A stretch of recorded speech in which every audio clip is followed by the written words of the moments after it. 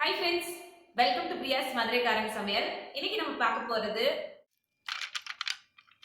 இந்த மாதிரி மொறுமொறுன்னு ருசியான முறுக்க இந்த திவாலி ஸ்நாக்ஸா எப்படி சிம்பிளா அண்ட் டேஸ்டியா பண்ணலாம் அப்படின்னு தான் இந்த வீடியோல பார்க்க போறோம்.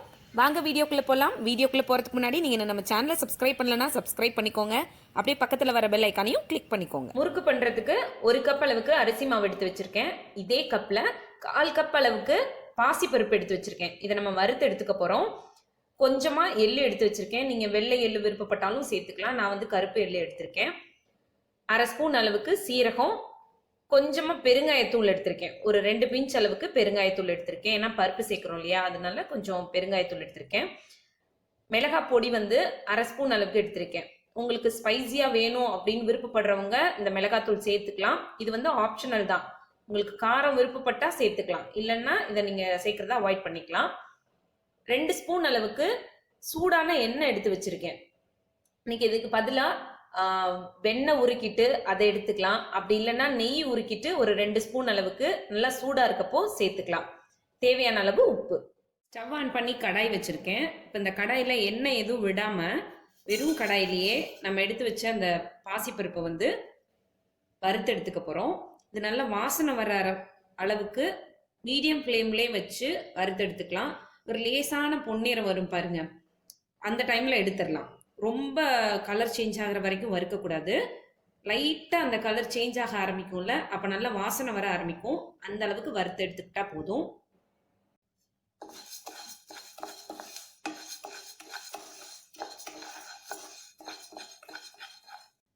இப்போ பாருங்க, அது நல்லா வறுபட்டுருச்சு. அந்த கலர் பாருங்க லேசாக சேஞ்ச் ஆக ஆரம்பிச்சிருக்கா.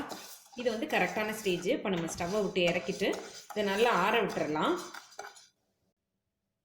எடுத்த பாசிப்பருப்பு நல்லா ஆறிடுச்சு. இதை அரைச்சி எடுத்துக்கலாம். நல்லா பவுடர் ஆகிற அளவுக்கு அரைச்சி எடுத்துக்கோங்க. இந்த மாதிரி அரைச்சி எடுத்துக்கோங்க. பவுலில் நம்ம எடுத்து வச்ச அரிசி மாவு, அரைச்சி எடுத்த அந்த பாசிப்பருப்பு பொடி, அது கூடவே எள்ளு, அப்புறம் சீரகம், பெருங்காயத்தூள், மிளகாத்தூள், தேவையான அளவு உப்பு.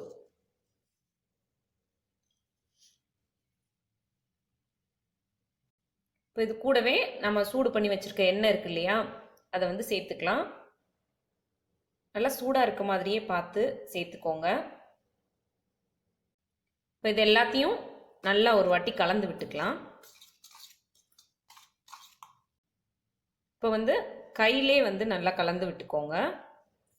அந்த கட்டி எதுவும் இல்லாமல் கலந்து விட்டுக்கோங்க. எண்ணெய் சேர்த்ததுனால அந்த மாவு எல்லாமே அப்படியே கட்டி கட்டியாக சேர்ந்துருக்கும். அதெல்லாம் நல்லா அந்த மாதிரி உடச்சி விட்டுட்டு கலந்து விட்டுக்கோங்க. இந்த மாதிரி நல்லா கலந்ததுக்கப்புறமா கொஞ்சம் கொஞ்சமாக அதில் தண்ணி சேர்த்து பிசைஞ்சு எடுத்துக்கலாம். ரொம்ப திக்காகவும் இருக்கக்கூடாது, ரொம்ப மாவு வந்து லூஸாகவும் இருக்கக்கூடாது. நான் உங்களுக்கு பிசைஞ்சிட்டு காட்டுறேன். இந்த மாதிரி கொஞ்சம் கொஞ்சமாக தண்ணி சேர்த்து பிசைஞ்சுக்கோங்க. பிசைஞ்சு எடுத்துக்கோங்க. இப்போ வந்து இந்த மாதிரி ஒரு முறுக்கு புளியிற அச்சு எடுத்திருக்கேன். அதில் வந்து நம்ம பிசைஞ்சு வச்ச மாவை வந்து எடுத்து வச்சுக்கலாம்.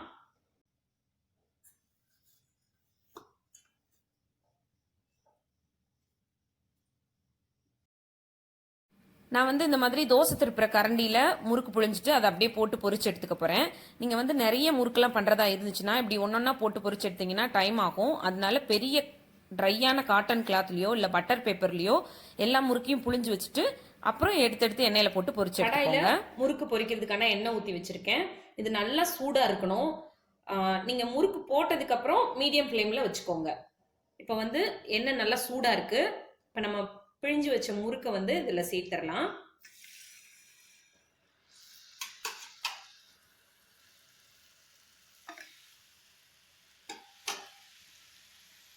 இப்போ வந்து ஸ்டவ்வை மீடியம் ஃப்ளேமில் வச்சுக்கலாம்.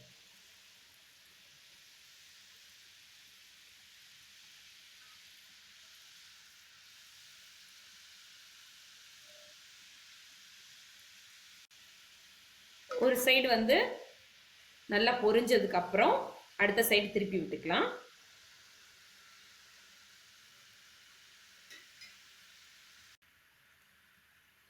இப்போ இந்த சைடு நல்லா திருப்பி விட்டுக்கலாம். நல்லா பொரிஞ்சு வந்துருச்சு. அந்த பபிள்ஸ் வர்றதெல்லாம் வந்து நல்லாவே கம்மியாயிடுச்சு. இந்த ஸ்டேஜில் நம்ம எடுத்துடலாம்.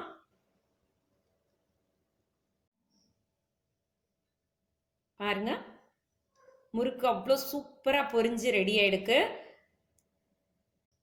இதே மாதிரியே எல்லா முறுக்கையும் நம்ம போட்டு எடுத்துக்கலாம்.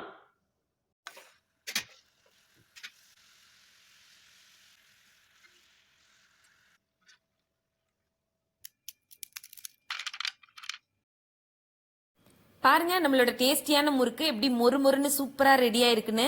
நீங்களும் இந்த ரெசிபியை உங்கள் வீட்டில் ட்ரை பண்ணி பாருங்க. கண்டிப்பாக எல்லாருக்கும் ரொம்ப பிடிக்கும். ட்ரை பண்ணி பார்த்துட்டு உங்கள் கமெண்ட் என்னன்னு சொல்லுங்க. இந்த வீடியோ உங்களுக்கு பிடிச்சிருந்ததுன்னா வீடியோ லைக் பண்ணிட்டு நம்ம சேனலை மறக்காம சப்ஸ்கிரைப் பண்ணுங்க. தேங்க்யூ.